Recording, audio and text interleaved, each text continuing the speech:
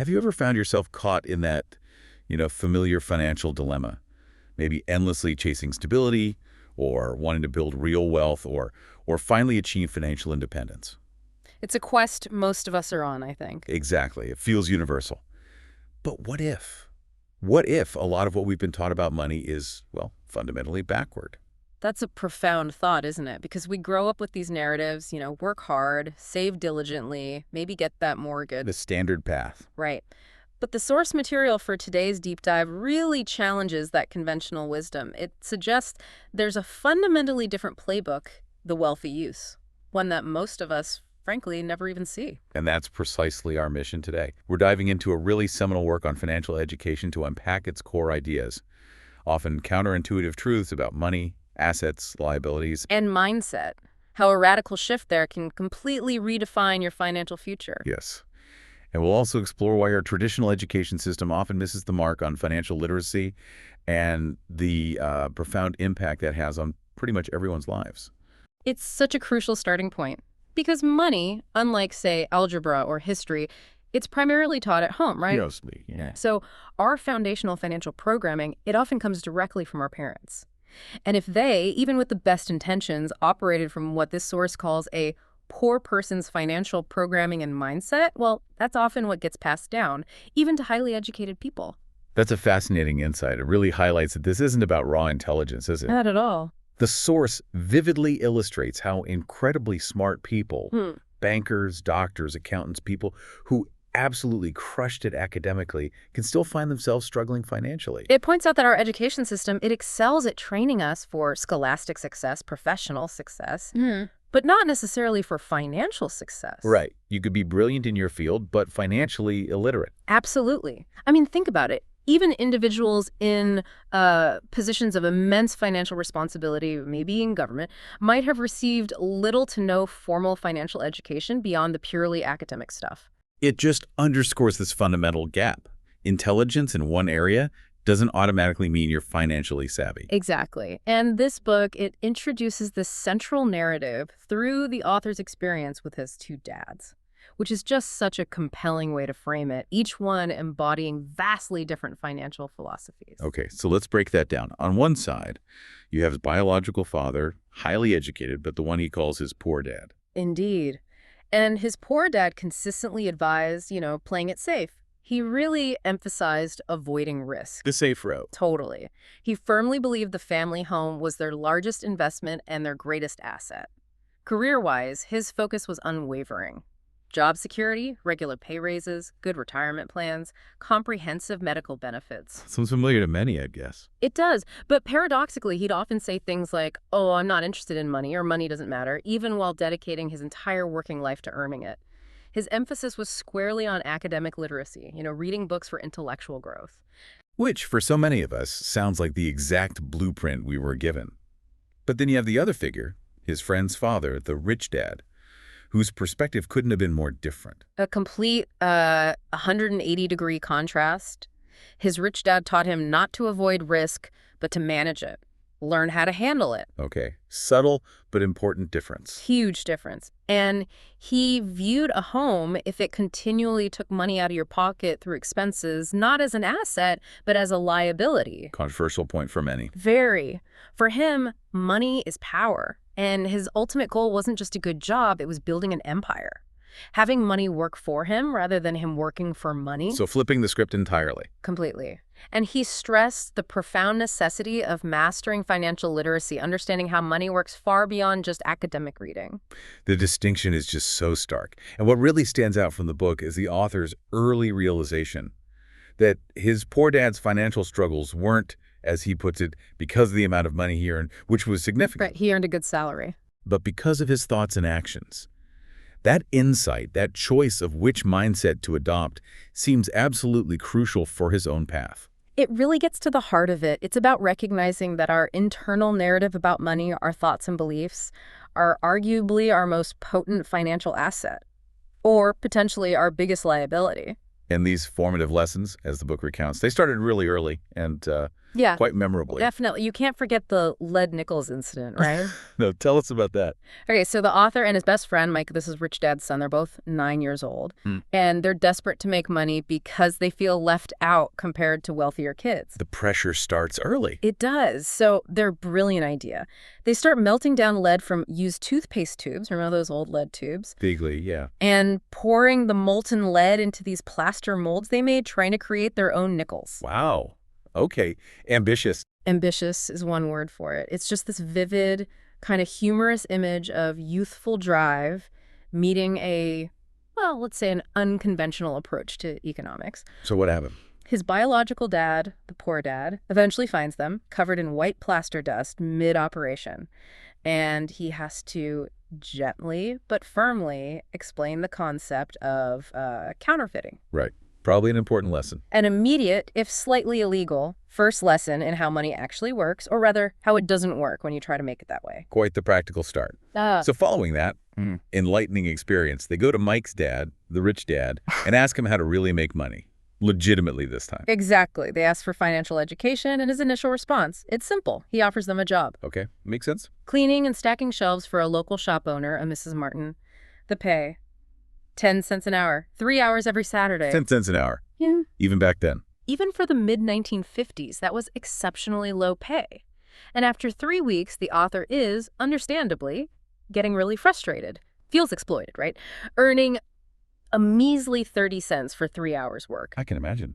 Ready to quit. Totally ready to quit. And this, as the book reveals, was the precise turning point Rich Dad was waiting for. He deliberately set the stage for this frustration. Okay. So a setup. So what did he do? He sits the author down, listens to his complaints, and then he makes an offer that just seems utterly absurd at first glance. Right. He says, okay, now I want you to work for nothing. Free. Why? And this, seemingly harsh as it sounds, was the absolute core of lesson #1, the rich don't work for money. The intention wasn't exploitation. It was to force them, compel them, to shift from just trading time for pennies. From physical labor. Yes, to using their minds to find ways to generate income, to think differently about earning. That's a huge leap. Because, as the source explains, so often people get trapped in this cycle, right? Yeah. They work out of fear, the fear of not having enough money. The bills piling up. And then, when they get some money, maybe they work out of greed or desire the wanting to buy more things. This emotional roller coaster, fear and desire, lets money dictate their lives. It's a profound denial, really. People say, oh, money isn't important, yet they dedicate 8 hours a day, 5 days a week, maybe more, just chasing it. It's a powerful point about the psychological grip money can have.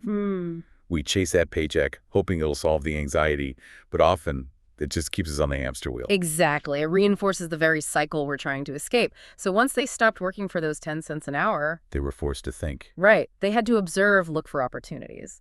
And this led to a really brilliant little breakthrough. They noticed Mrs. Martin, the shop owner, was cutting the front covers off unsold comic books. Right, to return them for credit. Exactly. Yeah. And then she was just throwing the rest of the comic book away.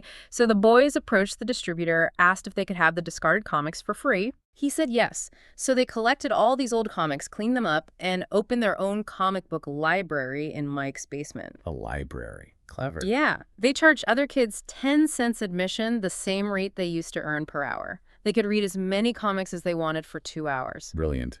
And the cash flow. They were soon clearing about $9.50 a week, a significant amount back then after paying Mike's younger sister $1 a week to manage the library. Wow. So they'd engineered an income stream without directly exchanging their own time for money anymore. Precisely. It's a perfect real-world example of learning to have money work for you. And it illustrates how Rich Dad distilled these fundamental financial concepts, starting with the simple flow of money. Yeah, he had that really clear definition, didn't he? Cutting through all the usual financial jargon. Just incredibly simple and powerful. An asset puts money in my pocket. A liability takes money out of my pocket. End of story. And this brings us right to one of the most provocative and often debated ideas in the book, the whole house debate. Oh yeah, this one gets people talking. Because for most people, their home isn't just their largest investment, it's their perceived greatest asset. But Rich Dad argues, no, for the majority, a home is actually a liability. He backs this up pretty strongly. He argues, look, many people spend their entire working lives paying for a home they never truly own outright. How so? Well, often because they move up every few years, right? Yeah. Get a bigger house, nicer neighborhood, and start a new 30-year mortgage each time. Restarting the clock. Exactly. Plus, think about the relentless ongoing expenses, property taxes, which can be staggering. The book gives an example of parents retiring and still facing like $1,000 a month just in property taxes. The highest. And then there's insurance, maintenance, repairs, all the ancillary costs that just continuously drain cash flow out of your pocket. So it fundamentally boils down to that simple definition again, cash flow. Which Yeah. way is the money moving? Precisely. And this leads to the diagrams in the book showing cash flow patterns. For the poor and middle class, their income comes in and predominantly flows right back out again through expenses and liabilities. Mortgage, car payments, credit cards. Right. Effectively trapping them in what the book famously calls the rat race. That endless cycle of working just to pay the bills. Yeah. Their income statement shows expenses often eating up most of the income. And their balance sheet. It shows liabilities, debts, that frequently overshadow any real assets they might have. Okay, so how does the rich cash flow pattern differ? It's fundamentally different. The income comes in, yes, but it's strategically directed first towards acquiring assets, things that generate more income. Like businesses, real estate rentals, stocks that pay dividends. Exactly. And the income generated by these assets is then reinvested, usually back into buying more assets. So the asset column starts to grow almost automatically. It feeds itself. And that's the engine, the book argues, for why the rich get richer. That's the core mechanism explained in the source. Their assets are constantly generating more income to buy more assets. Which then leads to a really crucial distinction the book makes between wealth and net worth. Because net worth, as it's usually calculated, Can be misleading, right? It often includes personal possessions, cars, furniture, electronics, which the book kind of dismisses as expensive junk, things that don't produce income and often depreciate. and maybe even includes the house equity, which, as we discussed, might be a liability in terms of cash flow. Correct. Wealth, on the other hand, is defined differently. The book uses a definition from Buckminster Fuller, which is quite powerful. What's that? Wealth is measured by your ability to survive a certain number of days forward if you stopped working today, based solely on the income your assets generate covering your expenses. So it's about sustainability. How long could your money sustain you? Exactly. It powerfully reinforces the idea that it's not how much money you make, it's how much money you keep. And even more importantly, how effectively you put that money to work for you. That, at its core, is what the book calls financial aptitude or financial intelligence. Yes. So the fundamental missing piece for many highly educated people who might still be struggling isn't necessarily the earning part. They might have high salaries. Right. But it's about how to manage that money once they have it, how to make it generate more money for them. It's that critical shift from simply working for money to making money work for you. Makes sense. And speaking of strategic advantages, the source material also talks quite a bit about how the wealthy leverage the legal corporate structure. Yes, that's another key element, often overlooked but incredibly powerful as a tool. It's a concept many people find surprising, or maybe even intimidating. The book clarifies, look, a corporation isn't necessarily a big building or a huge group of employees. Right. It can be merely a legal document, as the book puts it, a file folder in an attorney's office, essentially. But this legal structure provides some profound benefits, doesn't it? Absolutely. Things like potentially lower income tax rates compared to individuals earning the same amount, the ability to pay certain business-related expenses with pre-tax dollars, whereas employees pay with after-tax dollars. That's a big difference right there. Huge. And also, crucially, protection from lawsuits. It creates a legal separation between personal assets and business liabilities. The source suggests the rich, through this structure, can effectively, legally speaking, control everything but own nothing. Personally, shielding assets. Wow. Okay, so that's a strategic tool. But this broader concept of financial intelligence, it extends beyond just legal structures, right? It's also about mindset. Definitely. It's about cultivating more options, Oh. developing the capacity for creative problem solving when it comes to financial matters. So it's not just about following a formula. Not entirely. The book emphasizes it's not just about what happens to you financially, everyone faces setbacks, but rather your ability to envision multiple solutions. How many ways can you figure out to turn a difficult situation, maybe a financial loss, into a potential success or learning opportunity? Which circles us back again to the incredible power of the mind. The source asserts, pretty boldly, that the single most powerful asset we all have is our mind. If it is trained well, it can create enormous wealth. It really connects to that idea of inventing money, not counterfeiting like they tried as kids. Right, not the Lead Nichols approach. No, but truly creating value, identifying new income streams, solving problems in ways that generate profit, rather than just relying on a paycheck from an employer. Okay, so the principles seem clear. Understand assets versus liabilities, manage cash flow, use structures, train your mind. But the book also points out even people who understand this stuff intellectually. Still struggle, yeah. Financially literate people often don't become wealthy, and the book identifies 5 common psychological hurdles or roadblocks. So let's unpack these because I suspect they're incredibly relatable for listeners. What's the first one? Fear, specifically the paralyzing fear of losing money. That's a big one. The thought of investing and watching it disappear? It stops people cold. But the source argues that truly successful individuals, winners, they aren't afraid of losing in the same way. They understand that failure, making mistakes, is an intrinsic part of the learning and success process. It's like learning to walk or ride a bike, the book says. You fall down. Exactly. You don't learn without falling. Rich Dad, in the book, apparently hated hearing, "I can't afford it." He insisted his son rephrase it as, "How can I afford it?" Shifting from a statement of limitation to a question that engages the mind. So playing it too safe, maybe through overly diversified or balanced portfolios? Is often described in the source as playing not to lose, which is different from playing to win. To genuinely accumulate wealth, the book contends you often need focus, maybe calculated risks, not just broad, safe diversification. It says balanced people often go nowhere. Strong words. Okay, fear is number one. What's next? Cynicism, or what the book colorfully calls being a chicken little. The sky is falling. Always. That pervasive internal doubt, combined with all the external noise from friends, family, the media constantly predicting doom, saying why something won't work. And this cynicism, it blinds people to real opportunities. That's the argument. It makes you focus on the risks instead of the potential rewards. The book shares a story of a friend who backed out of a really promising real estate deal in Phoenix because he listened to the cynics, got scared, and succumbed to doubt. It missed out. Missed out on substantial gains, which highlights the book's stark conclusion about doubt in the financial world. It's incredibly expensive. Okay, fear, cynicism. Yeah. What's the third roadblock? Laziness. But interestingly, not necessarily overt idleness like sitting on the couch all day. How so? It's often a more subtle form of laziness, the trap of staying busy. People fill their lives with work, errands, distractions, often as an avoidance tactic. Avoiding what? Avoiding addressing the really important, maybe uncomfortable things like taking control of their finances or maybe improving their health or fixing relationships. Staying busy becomes an excuse not to tackle the big stuff. That's insightful. So what's the cure for that kind of laziness? The proposed cure is quite surprising. It's a little bit of greed. Greed. That sounds counterintuitive again. Well, not in a negative, harmful sense, more like a healthy dose of energized self-interest. Asking yourself, what's in it for me? WIIFM, as the acronym goes. Okay. Tapping into that desire for a better life, for genuine freedom, for the things you really want.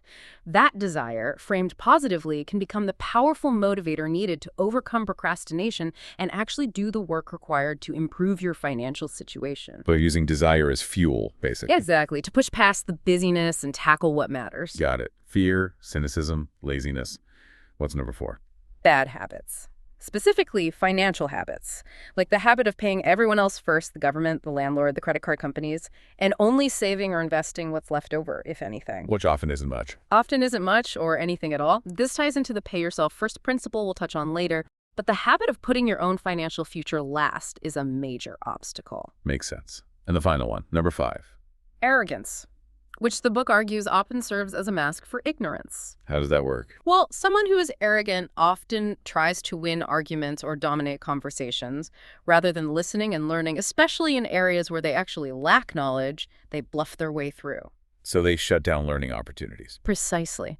Because true intelligence in this framework involves recognizing what you don't know, welcoming new ideas, and crucially, listening far more than talking, especially when you're trying to learn something new. If you find yourself ignorant in a subject, the path forward isn't bluffing. It's finding an expert or immersing yourself in learning about it. Okay, those 5 roadblocks, fear, cynicism, laziness, bad habits, arrogance, seem like major hurdles. So with those identified, does the source then offer concrete steps to overcome them and awaken that financial genius it talks about? It does. It shifts towards actionable advice, framing wealth building not as some single event, but as a continuous journey. A process that requires real determination, especially through the initial uncertain wobbling phase, like learning to ride that bike. It's about sticking with it. Yeah, and conditioning yourself to start seeing opportunities, the potential gold everywhere, as the author puts it. The book outlines 10 specific steps he personally followed. 10 steps. Let's try and touch on some key ones. What's a big one? One of the absolute most important is step 1. Find a reason greater than reality. Greater than reality. What does that mean? It means digging deep, finding motivations that go beyond just superficial wants. It's about identifying powerful, deep emotional drivers. Both strong wants, like true freedom from the 9 to 5, the ability to travel, more time with family. The positive goals. Right. But also equally powerful, strong don't wants, like I don't want to work my entire life just to pay bills, or I don't want to end up financially dependent on my kids or the government, or I don't want the government taking the lion's share of my wealth when I die. These deep want and don't want drivers provide the essential fuel. That makes sense. Having a powerful why. What's another key step? Step 2 is crucial. Make daily choices. Recognizing that every single dollar you handle is essentially a vote you cast for the kind of financial future you want. A vote. How so? Well, do you choose to spend that dollar on immediate gratification, consumer goods that likely lose value? Or do you choose to vote for your future wealth by investing in your mind first through seminars, audiobooks, financial education? Like the author did with that real estate course. Exactly. He mentions investing $385 in a real estate course, which seems small, but that knowledge ultimately helped him generate over $2 million. It's about choosing education and assets over liabilities and consumables, dollar by dollar, day by day. That's powerful. Choosing how you allocate every dollar. What else stands out? Step 3. Choose friends carefully. This one can be tough. Social dynamics. Yeah. The source suggests consciously spending time with people you admire and can learn from, especially those who discuss money and investing openly. But also, importantly, learn from those who struggle financially. Learn what not to do. Okay, learn from both sides. Right. And crucially, it warns against surrounding yourself with those chicken littles. We talked about the cynics who will always find reasons why your ideas won't work. And definitely avoid just following the crowd in the market because, as the book says, it is usually the crowd that shows up late that is slaughtered. Sharp advice. Okay, maybe 1 or 2 more key steps. Step 6, pay yourself first, is perhaps the most difficult but also one of the most critical disciplines to master. We touched on this with bad habits. How does it work in practice? It means making saving and investing your first bill you pay each month, not the last. You intentionally allocate money to your asset column before you pay your rent, your mortgage, your credit cards, anything else. But what if you're short for the other bills then? That sounds stressful. That's the point. The pressure of the impending bills, the creditors calling, that is supposed to become the motivator. It should force your financial genius to kick in to find new ways to generate more income to cover those expenses, rather than simply dipping back into the savings or investments you just allocated. Wow, so using external pressure as a catalyst for creativity. Exactly. It requires serious self-discipline, but the book argues it's essential for breaking the habit of living paycheck to paycheck. And a foundation for this is avoiding consumer debt like the plague. Got it. And maybe one more. Let's look at step 9, choose heroes. Heroes. Like superheroes. No, financial heroes. People like Warren Buffett or maybe Donald Trump, as mentioned in the source, or other successful investors or entrepreneurs you admire. Why choose heroes? The idea is to study them, read about their strategies, their deals, their mindsets, try to understand how they think. Emulating heroes, the book suggests, helps you tap into their raw genius. It makes complex achievements seem more attainable. It plants that powerful belief. If they can do it, maybe I can too. Inspiration and modeling. Okay. And then step 10. Step 10 is powerful. Teach, and you shall receive. How does teaching help you? The act of teaching something to someone else, explaining concepts like assets versus liabilities, cash flow, investing, forces you to clarify your own understanding. It deepens your knowledge. And, the book suggests, it actively attracts new ideas, new distinctions, new opportunities back to you. It creates a virtuous cycle of learning and growth. That makes a lot of sense. And underlying all 10 steps Is the core principle. Action always beats inaction. You can read, you can learn, you can plan, but nothing happens until you actually do something. You absolutely must take action consistently to realize any financial rewards. Discipline and implementation is key. That's incredibly powerful practical advice for anyone looking to genuinely build wealth. The book also clarifies different types of income, doesn't it? Yes, it breaks it down into 3 main categories, which is a really useful distinction. What are they? First, there's ordinary earned income. This is basically the money you work for directly, or salary, wages, commissions from a job. It's usually the highest taxed income. Right, earned income. Second, portfolio income.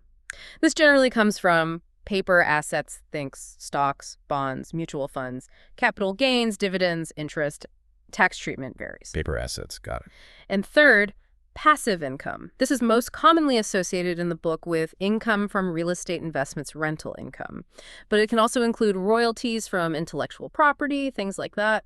Often this type has the most favorable tax treatment. Earned, portfolio, passive. Huh. Okay, so what's the significance of understanding these 3 types? The ultimate key to financial freedom, according to the source, lies in your ability to strategically convert your earned income from your job into passive income and or portfolio income. Moving money from the first category into the other 2. Exactly. Because passive and portfolio income are generated by your assets, not directly by your time. This is the mechanism that allows your wealth to start growing automatically, progressively reducing your dependence on that traditional wage or salary. That's how you escape the rat race. And this whole process, understanding these income types, learning investment strategies, this is what the author's well-known cash flow games were designed to teach. Precisely. They're meant to be experiential learning tools. They immerse you in simulated investment scenarios, teach basic accounting, reinforce financial literacy concepts, driven by the belief that some things, maybe like riding a bicycle. You can't just learn from a book. Right. You need to do it, even in a simulated way, to truly internalize the lessons and build the skills. Practice making those financial decisions. Makes sense. So wrapping up, the source concludes by really emphasizing the era we live in. Yeah, it highlights that we are firmly in the information age. And in this age, knowledge, specifically financial knowledge related to the B&I quadrants, B&I. business owner B and investor I, those are 2 of the 4 ways people generate income described in the source's framework, the others being employee and self-employed. Understanding how to operate in the B&I quadrants is seen as paramount for identifying and seizing the biggest opportunities today. So old ways of thinking about work and money might not cut it anymore. That's the strong message. Holding on to outdated ideas like just get a good job and save can actually become a serious liability. Embracing change, constantly learning, and diligently developing your financial intelligence. That's presented as the true pathway forward in this information-driven world. So as we wrap up this deep dive, the core message seems crystal clear. Financial literacy isn't just about making more money, it's much deeper. Much deeper. It's about fundamentally understanding how money operates, how the system works, then learning how to manage it with real precision and, crucially, figuring out how to make it work tirelessly for you instead of the other way around. It really boils down to that radical mindset shift, doesn't it? Actively overcoming those internal roadblocks we talked about, the fear, the cynicism. Laziness, bad habits, arrogance, all of them. And above all, taking consistent, disciplined action based on what you learn. Action beats inaction every time. Absolutely. And maybe here's a final thought from the source to really chew on. Money is only an idea. Just an idea. Yeah. If you want more money, simply change your thinking. Consider that for a moment.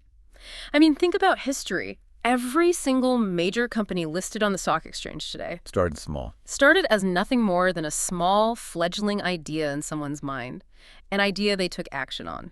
So the provocative question for you, the listener, might be, what small seed of an idea, or perhaps a small investment action, could you plant today to begin building your own financial future?